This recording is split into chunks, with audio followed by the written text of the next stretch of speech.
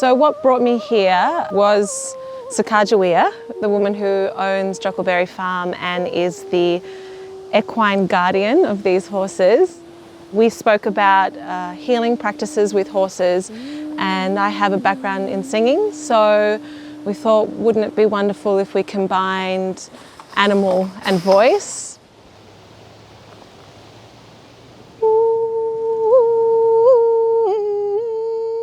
So I've been singing with them for about 3 years, and then I thought, well, why not make the animal the instrument? So I thought, make bell costumes.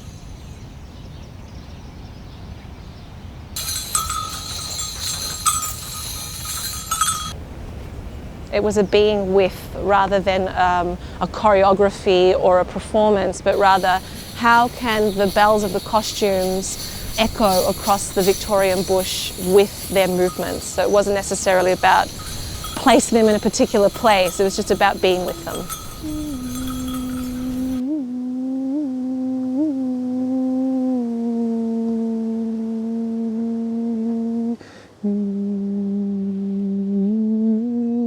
So all the horses at Jocklebeary Farm are retired elderly horses, and that was a dimension of the work that I'm interested in, which also relates to my grandmother. So there is this obsession that I'm having with horse puns. So the workhorse, horsepower, which is the name of the piece, and how the bodies of the elderly and the voices of the elderly can be very disregarded in society.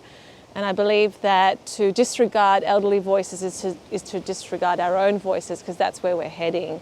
And so much of our life stories are built on the backs of these wise old people, wise old animals. So the metaphor of the horse is not just this mystical character, but actually it's about the everyday and about immigration as relating to my grandmother.